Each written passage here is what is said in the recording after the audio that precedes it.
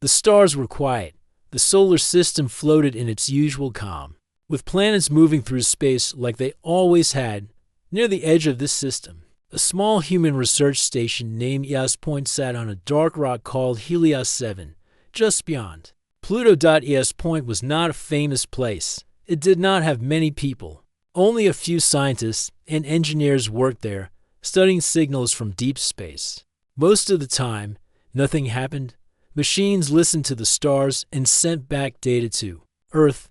It was slow work, quiet work.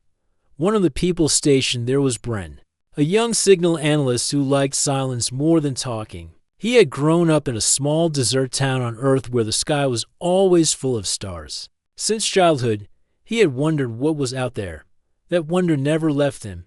Now, at Eos Point, he spent his nights listening for sounds that were not just static. That night, while checking through data from the outer receivers, Bren noticed something strange. It was a soft, repeating pulse hidden in the usual background noise. It was not natural. It had a pattern.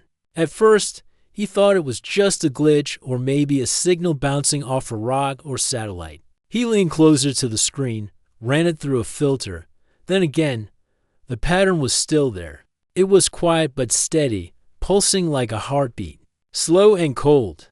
Bren saved the signal and ran it through the old translation software the station kept for unknown signals. The program blinked and failed. Then it blinked again and gave him partial results. It was only a few words, but those words made Bren sit up in his chair. Do not respond. Do not go near. It awakens. He stared at the screen for a long time. He played the sound again. Then he checked the direction it came from. It was not from Earth. Not from any known probe. Not even from the usual alien data bursts collected from deep space archives. It was coming from far away, deeper than anything they had mapped. But the strange part was that it had bounced off a structure hidden behind Neptune's moon Triton.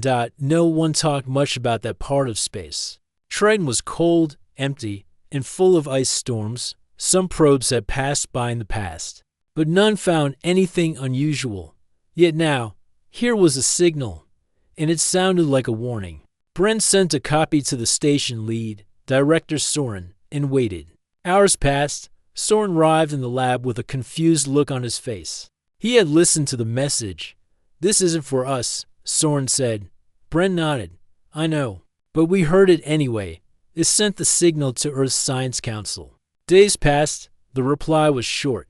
It confirmed the signal came from an ancient language, one only partly understood. First found on ruins discovered on Mars many years ago. No one ever knew where that language had come from. Some believed it was left behind by a civilization that vanished long before humans were born. Most people on Earth wanted to ignore the signal. It was not meant for humans, after all. It was a warning meant for someone else. Not their business. Let the stars keep their secrets. But Bren could not stop thinking about it. The signal was not random. It was timed. He placed the data over several days and saw that the pulse was getting stronger. It was not just repeating. It was changing, like a clock ticking down. He told Director Soren again. This time, Soren called in another voice, an old engineer, who had retired years ago, but had once worked on deep space systems and message decoding. Her name was Ina, and she was known for spotting patterns others missed. Ina arrived at the station 2 weeks later. She looked around the lab with calm eyes, then sat beside Bren and looked at the signal. "Let's listen," she said. They played the pulse. She closed her eyes, not saying anything for a while. Then she opened them and smiled without humor. "That's not a warning only," she said. "It's a lock, a key in sound form." Bren blinked. "A key? It's keeping something closed," she said. Or at least it was. Ina showed him something he had missed. The signal was triggering distant responses from across space. Ancient satellites, hidden relics, and deep markers, things humans didn't even know existed, were starting to respond. Not loudly, not fast, but they were lighting up one by one. Like lights turning on in a hallway, they traced the map. Every signal response was leading to one point, back to Triton. Something was there. Not something living, not something moving, but something old, and it had just been noticed again. For the first time in ages, Bren looked at the screen for a long time. He felt cold. What happens when all the lights are on? Ina didn't answer at first. Then she said, either the lock stays closed forever, or something opens. They sent a full report to Earth. And this time it caught attention. A larger science council gathered. The signal was now growing stronger each week. The warnings were clear. The system behind it was beyond human design. But still, the leaders on Earth said the same thing. It's not for us. Do nothing. Stay quiet. Do not touch. Let it pass. Bren sat alone in the lab later that night, staring at the screen. He knew Earth wanted silence. But something deep inside told him that the silence might not last. Not because of humans, but because someone else was now listening too. And the signal was no longer being ignored. The signal kept repeating each day, a quiet pulse across space, low and deep. It had no music. No message of peace, only that same strange pattern, like a knock on a locked door. Bren could not sleep much after the signal started changing. He kept checking the data late into the night. He looked at the patterns over and over again. He wrote pages of notes and drew charts, but the one thing that stayed clear was a feeling that something was moving out. Tarana sat beside him most evenings. She was older but calm. Her hands moved across the screens with quiet skill. She was not afraid, but her eyes showed worry. The signal is not just a lock, she said one night. It is part of a system, a chain. If one part moves, the rest follow. Bren nodded. The pulse was not just louder now, it was sharper. It had picked up speed, a beat every 6 hours. Instead of every 10, it was not just growing, it was waking something. They sent more updates to Earth. But the Science Council still said the same thing. Wait, watch, do not respond. The message was not made for humans. Bren understood their fear. This was unknown, not human, not safe, but he also felt that silence was no longer a shield on warning. A sharp alert shook the lab. All systems flashed red. For a moment, the radar caught something new. A ship had entered the edge of the solar system. It was not from Earth. The object was long and curved like a wing made of glass and silver. It moved without sound, no radio signal, no warning. It slowed near Triton and stayed there above the icy moon like a star that had stopped moving. Panic followed. Earth called all stations. Military scans began. EOS Point was told to observe only. No contact, no act time. Bren stared at the strange ship on the screen. It looked like it was floating asleep, but Bren felt it watching. Then came the second surprise, a new signal. It came from the ship, not in human language, but in something close. The translation program worked this time, not perfectly, but enough. Message was short. War the Azera, the lock is weak. Do not go. Earth name was not known in human records. But Ina looked pale when she heard it. She went to the old archives, stored deep in the lab. Hours passed. Then she returned holding a data file from Mars. Ruins found many years ago. A stone tablet had once been uncovered. It had strange marks, symbols not fully translated. Own symbol was close to the word Azera. They are old, Ina said. Older than any race we know. They were caretakers, protectors. They built locks like this in many places. Bren listened carefully. So they built the one on Triton. Ina nodded. Maybe. Or maybe they are just here to watch it. The Azera ship stayed silent after that one message only. Then no more. But cameras from Earth satellites caught something strange, small beams of light coming from the ship. These beams scanned Triton's surface. They moved like hands checking a door, seeing if it was still closet. Then one beam stopped and did not move. Again it pointed at a spot near Triton. South Blios Point sent drones to observe from a distance. The images came back blurred, but strange. Ice had melted in a perfect circle. Something was beneath it, not metal, not rock, but structure. Ina spoke quietly. The seal is breaking. Bren turned back to the signal. It was now pulsing every 3 hours. The beat was strong. It felt Olive back on Earth. The news was spreading. Some people called it a sign of the end. Others called it the beginning of a new chapter. Fear and hope mixed across the planet. But no one had answers. The Science Council asked the Azera for help again. But no reply came. The ship near Triton simply stayed where it was, like a quiet guard or a judge waiting. Then one more signal came at this time, not from the Azera ship. It came from the deep space markers Ina had tracked earlier, the ones lighting up across the stars. One word came through while Kenningber felt cold. When he read it, he looked up at Ina. What does it mean? Ina sketch shook her head. It means we are not early anymore. We are late. The stars knew this was coming. Something has waited. And now it knows it has been found again. That night EOS Point went quiet. No one spoke much, even the machines seemed softer. The stars outside still shone as always, but the silence felt different. It was not peace. It was the quiet before a door opens. The sky above Triton was no longer quiet. The strange ship of the Azera floated there, like a silver leaf, unmoving, but full of presence. Cameras from Earth kept watching it, while drones from EOS Point flew nearby, carefully staying out of reach. Inside EOS Point, the team grew larger. More people arrived from Earth, scientists, translators, and quiet officers from the Space Council. Everyone wanted answers, but no one spoke of fear out loud. Bren sat beside Ina as they watched the latest data. The seal under Triton's South Pole had changed again. The ice had cracked further in a perfect circle. A thin mist rose from the center. It was not gas, not steam, something unknown, but calm like breath. From a sleeping mouth, Ina looked at the screen and said, in a soft voice, something is below the surface, and it is no longer resting. The Azera ship had still not spoken. Again, their first message had been short and clear, a warning to stay away. Nothing more since then, but the humans could not just stay silent. Not anymore. A decision was made by the Science Council after long talks and quiet votes. They would reach out to the Azera directly. A message was prepared, simple and respectful. It was sent from EOS Point in a clear voice. You are humans. We received the signal. We see the seal weakening. We wish to understand.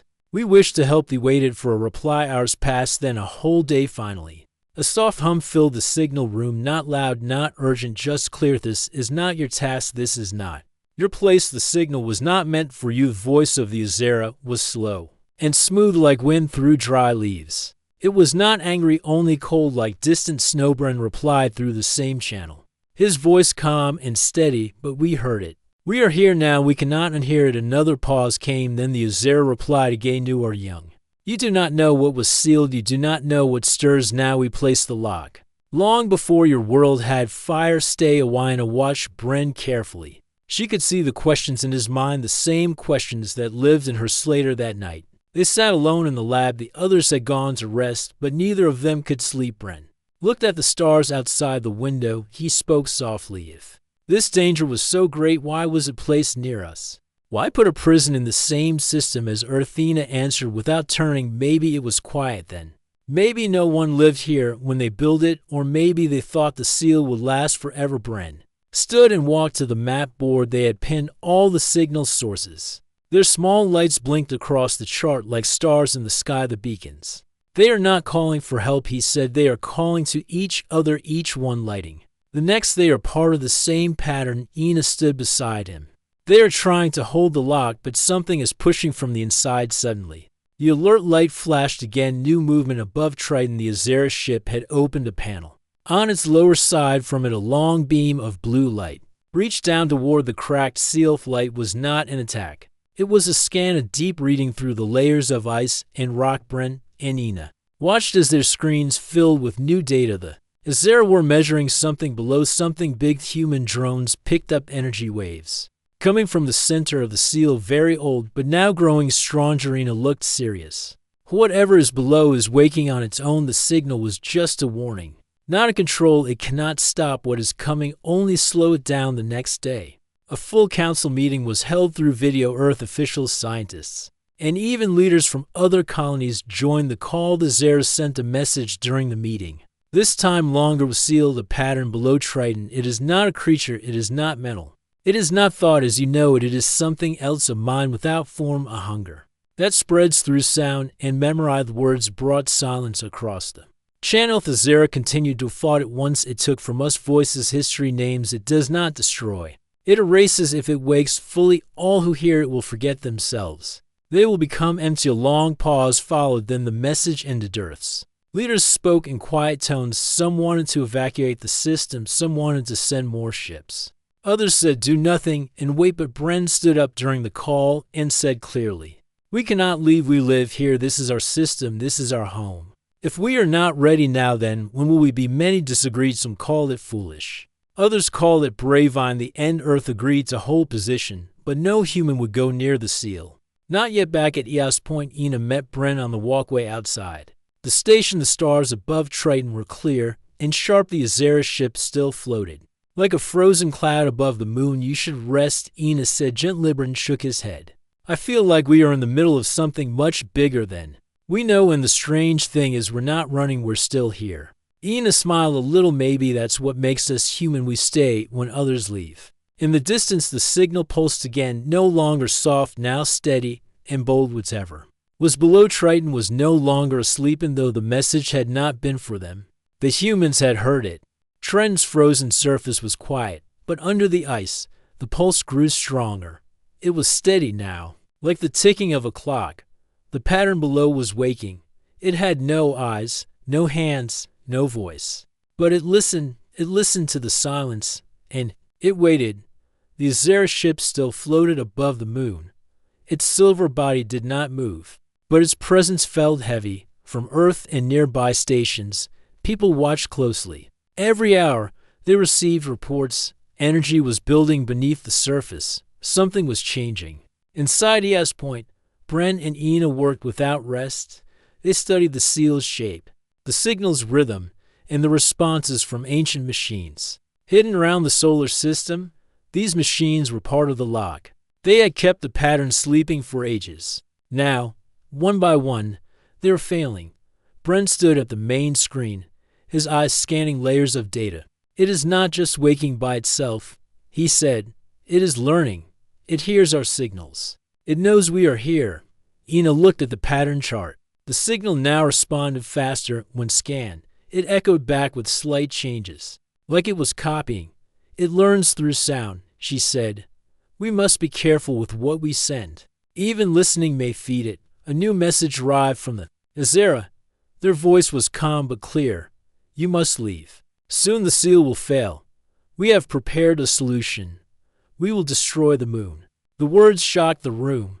The council members on Earth argued. Some agreed, others were afraid. If Triton was destroyed, the pattern might break free or scatter. No one could be sure. Bren read the message again. He looked at Ina. They want to end it by force. They want to make sure it cannot spread, Ina replied. But that choice means losing everything. It means destroying part of our home. The council held another meeting. Scientists from Earth, Mars, and nearby colonies joined. Some believed there was another way. The Azera used old systems to lock the pattern. But humans had new tools, new methods, and something else the Azera had not expected. Hope. Bren stood before the council. The Azera are wise, he said. They know what they face. But they have given up. We have not. We do not claim to be stronger. We only wish to try. Many were silent. A few leaders asked if humans were ready for such risk. Bren answered with care. No one is ever ready for the unknown. But we live here now. This is our system. If we run from every shadow, we learn nothing. We lose everything. Ina stepped forward beside him. We are not asking to stop the Azera. We only ask for a chance to fix the seal. Give us one last try. After long talks and quiet votes, the council agreed. A small mission would be sent to Triton's surface. The goal was to place a new stabilizer over the seal. This machine would send a stronger version of the original song, one that could hold the pattern in place. The plan was simple. Place the machine, power it with a clean source, let the signal flow. But building the stabilizer was not easy.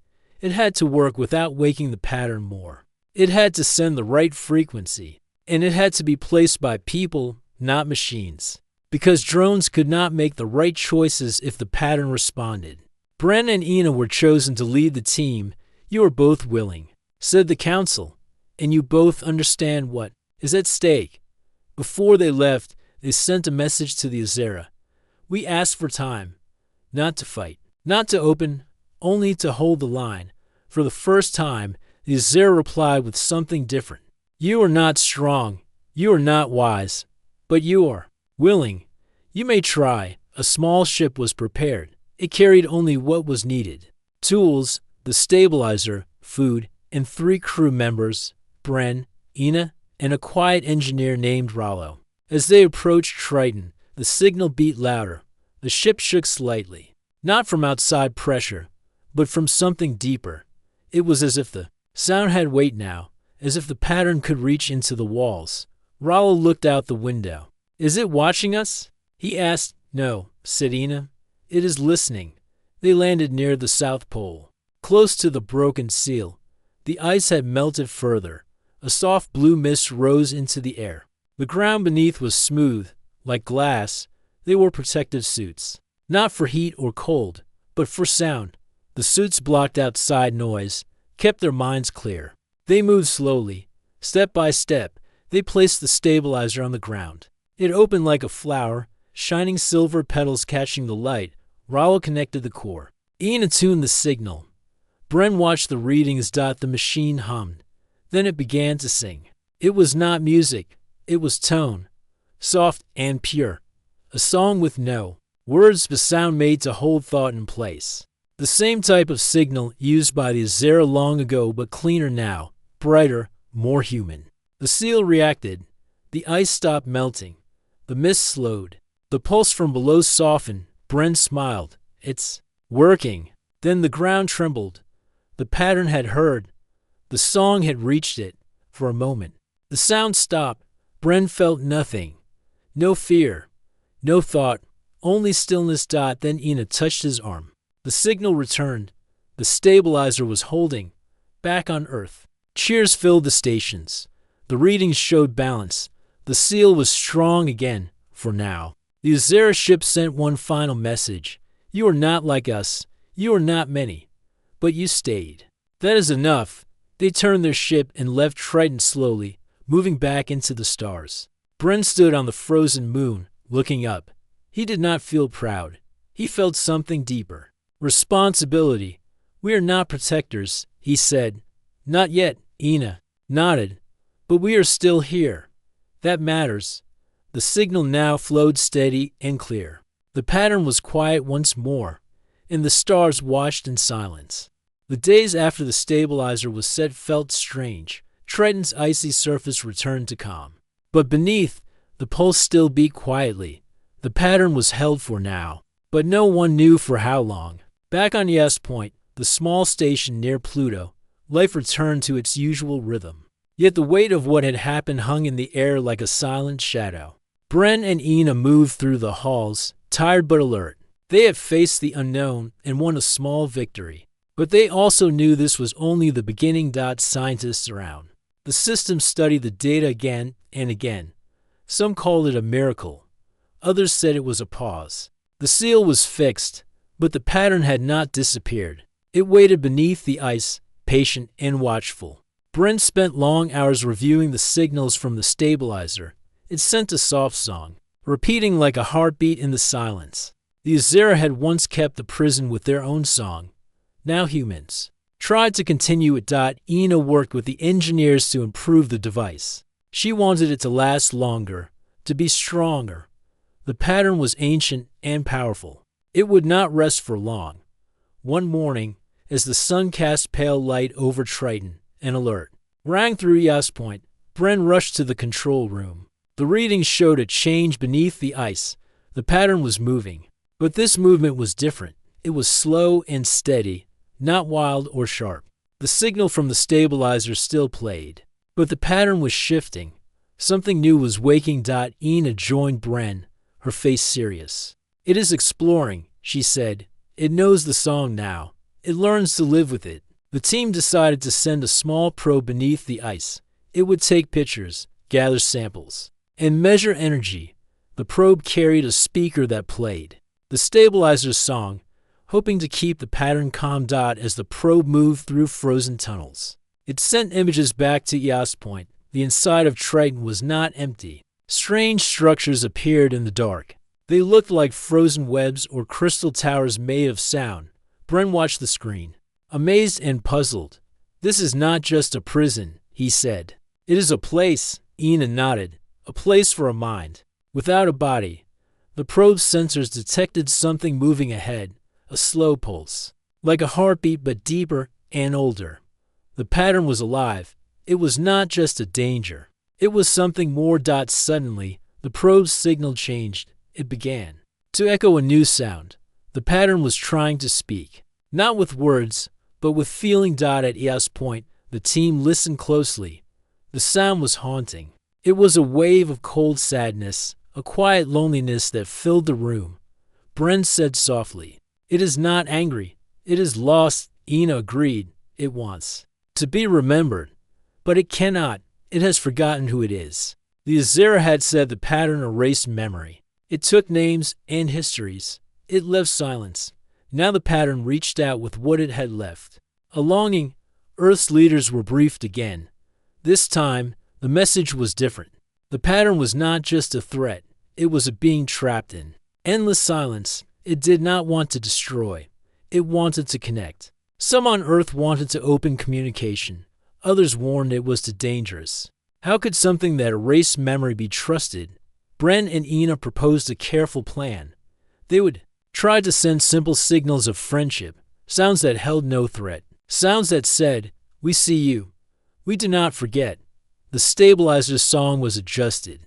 New frequencies were added, soft waves of sound that spoke of life, of stars, of time passing gently. The pattern answered with quiet pulses, a dance of light beneath the ice. The first contact. Bren and Ina stood watching the data. "It hears us." Ina said, "It knows we are here." "We are not alone," Bren replied. "But we must be patient." For weeks, the signal grew. The pattern and humans shared quiet exchanges. The Azera watched from afar, silent but alert. One night, a new message arrived from the Azera. Their voice was softer now. "You have done what we could not. You have stayed. You have listened.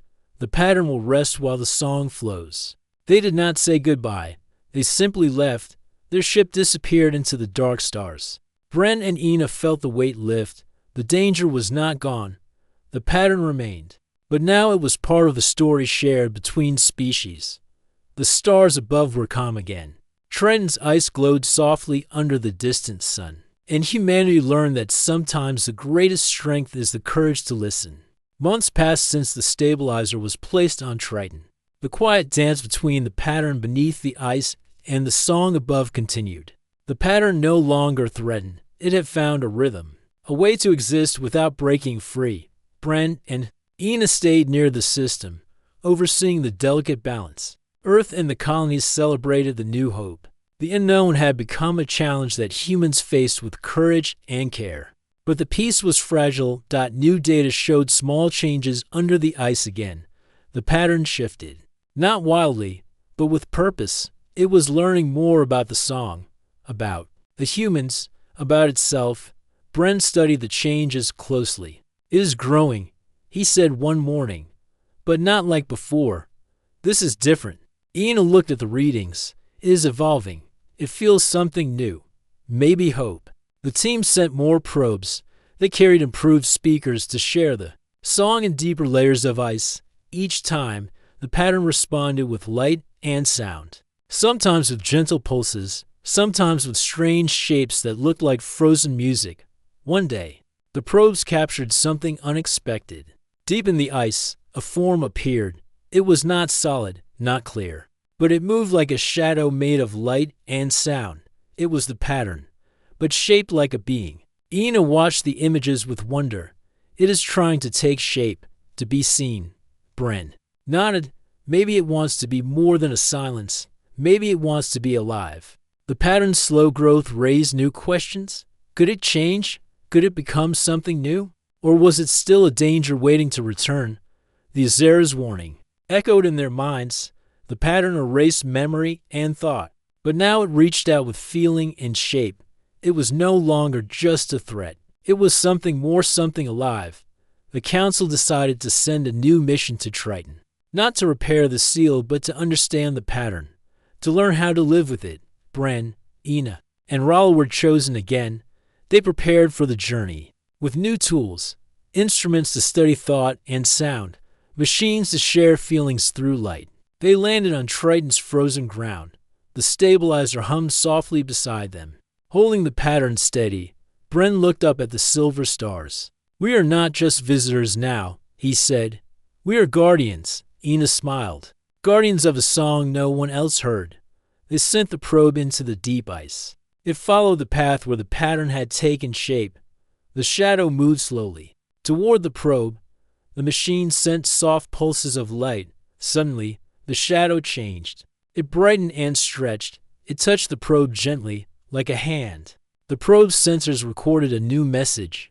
Not words, but feelings, warmth, curiosity. A desire to connect. Bren watched with awe. It understands us, Ina agreed, and we understand it. They spent days sending signals and receiving feelings.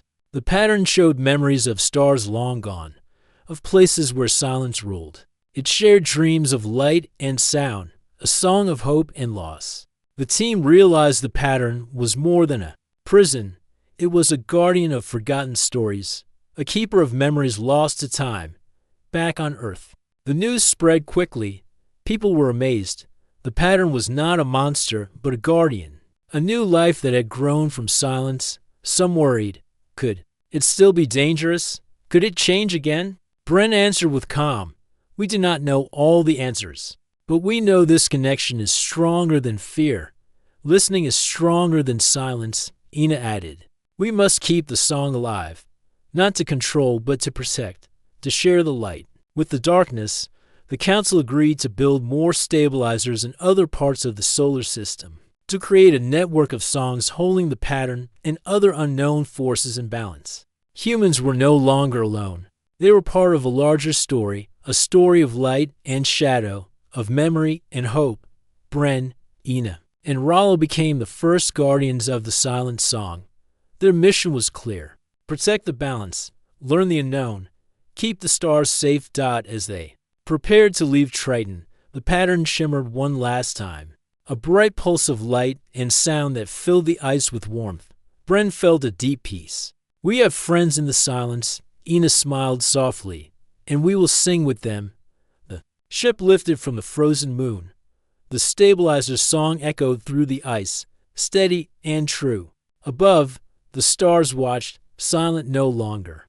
The ship carried Bren, Ina, and Rollo away from Triton. As they looked back at the icy moon, they felt the weight of what had changed. The pattern beneath the ice was no longer a secret. It was part of their world now, held by the song they had created together. In the quiet of the ship's control room, Ina spoke softly. We started with fear. We thought the pattern was only a threat. Now, it feels like a beginning. Bren nodded. It is a new kind of life. Not like anything we knew before. Rollo, the engineer, smiled. A life made of sound and light. A life born from silence. Back on Earth, the news of the pattern's change spread quickly. People felt hope and wonder. The stars seemed less cold and distant. A new story was being written, one of listening and courage. The council held a meeting to decide the next step. The stabilizers had held the pattern, but the pattern was growing, learning, changing. It was not enough to simply hold it. They needed to understand it. Brent spoke before the council again, his voice steady and calm. We cannot fear what we do not know. We must learn from it. The pattern is not just a danger. It is a teacher. It shows us the power of silence and sound, of memory and forgetting. Ina added, we have a chance to build a bridge between what is and what could be. The council agreed. A new mission was planned, this time, to send a team not only to protect but to communicate deeply with the pattern, to share stories, songs, and light. Bren, Ina, and Rollo were chosen once more, but this time, they were joined by others: artists, musicians, storytellers, people who knew how to speak with feeling, not just with science. The ship landed again on Triton. The stabilizer glowed softly on the ice. The pattern waited beneath, ready to listen. The new team opened their instruments. They played music, told stories, sent waves of light. They shared human memories of laughter, hope, and dreams. The pattern responded. Its light grew brighter, and its shapes became clearer. It created new sounds, gentle and beautiful, like a song made of stars. For days, they exchanged stories. The pattern showed visions of ancient worlds, lost suns, and the quiet between galaxies. It sang of time without end and the dance of light and shadow. Brent realized the pattern was a guardian of forgotten memories, a living archive of the universe's lost songs. Ina smiled, tears in her eyes. It is not just a pattern. It is a new kind of life, a new kind of friend. Rollo looked at the stars beyond the ship's window. We have found a new path, not of fear, but of hope. The team built a new kind of stabilizer, one that could sing with the pattern, not just hold it. It was a machine of light and sound, made to share and grow. As the new stabilizer began to work, the pattern's song changed. It became fuller, warmer, and more alive. The people of Earth and the colonies listened. For the first time, they heard the song of the pattern, not a threat, but a melody of the stars. Brent stood on Triton's surface once more. The ice shimmered beneath his feet. The pattern's light danced around him, gentle and alive. We came to stop a threat, he said, quietly. But we found a friend, Ina nodded. A friend made of silence and sound. Above, the stars shone brighter. The universe felt less empty. The pattern had taught humans a lesson. That listening could turn fear into hope. That even in silence, there could be life. Bren, Ina, and Rollo became the first guardians of the song. Their mission was to protect the balance and to share the story of the pattern with all who would listen. And so, humanity stepped forward, not as conquerors, but as friends. The signal was not for humans at first, but they had heard it. They had heard the threat. Then they stepped forward. The stars were no longer silent. They sang.